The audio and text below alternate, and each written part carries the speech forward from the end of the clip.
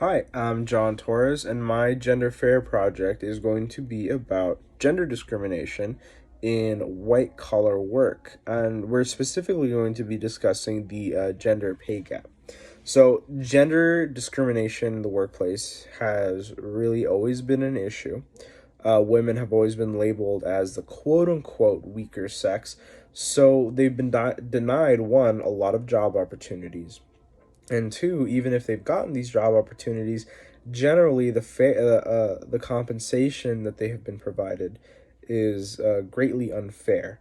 And this is we're going to be talking about specifically white collar work, but this has been in blue collar areas as well. Especially in the past 100 years, I feel that women have really shown their ability to perform in these jobs.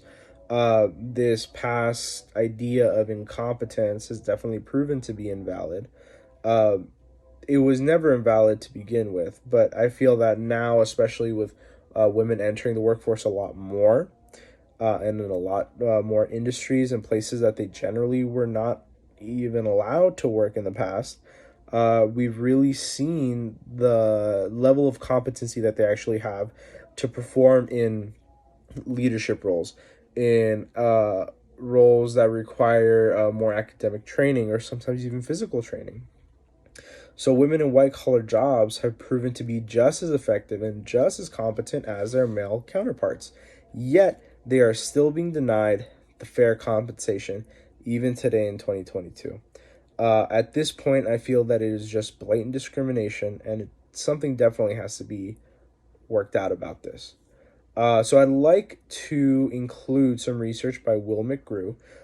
He works for the Washington Center of Equitable Growth, and he's an analyst and researcher for that company.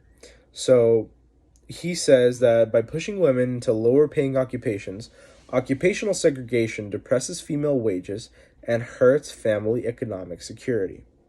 So, what does this mean?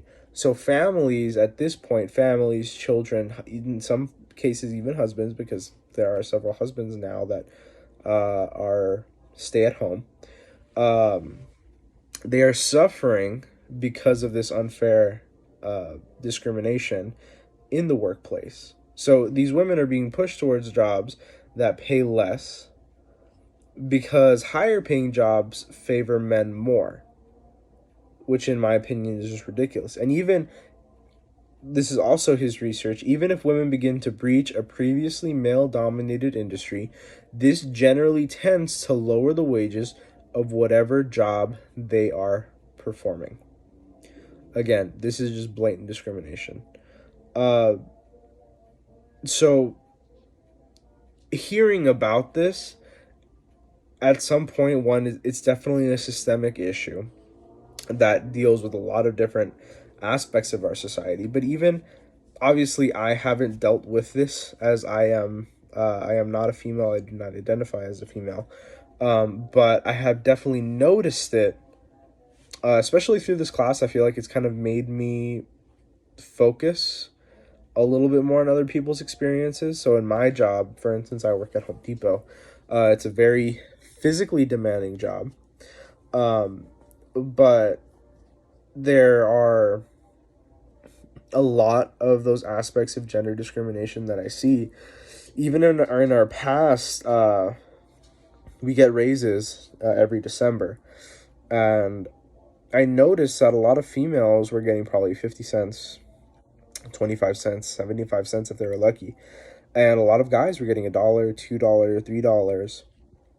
And one, I feel nobody really talks about the money that they get, so nobody brought this issue up. But I talked to some people like, oh, just in passing, and I just noticed that the females were getting less raises, despite doing the same work. And I know we're mostly talking about white collar work, but my job is definitely a little bit more blue collar. There's definitely more physical aspects to it. But in more physically demanding departments, I feel females definitely aren't there. They definitely aren't represented. I've heard managers say that females are, well, they would never put a girl in the building and lumber department, or they would never put a girl in the flooring department. Most females are generally only in two places. They're in the garden department, and they are in the checkout areas. So, which I feel, one, garden is definitely an area in our society that is definitely seen as more feminine, um, especially when it comes to planting, tending to food, and so on and so forth. And the front end, that is also a spot that is generally seen as, a female dominated area, and it is also a place that does not get paid well. But we can also look at other countries. So this is also research done by McGrew. Um, they have looked at places like Norway. So I'll read a quote from his article. Norway's 40% minimum requirement for women on corporate boards increased female representation, attracted female board members with greater qualifications, and reduced gender wage gaps on boards. So I feel that, especially in the United States, a mandatory requirement for females in certain jobs would definitely be very controversial. But if we look at how other countries have reacted to this, it's all been pretty positive. I mean, I feel the main argument would most likely be then men would be unfairly discriminated against, but honestly, I don't really think that's completely valid just because we already have all the advantages. So this one thing would not really affect men as much.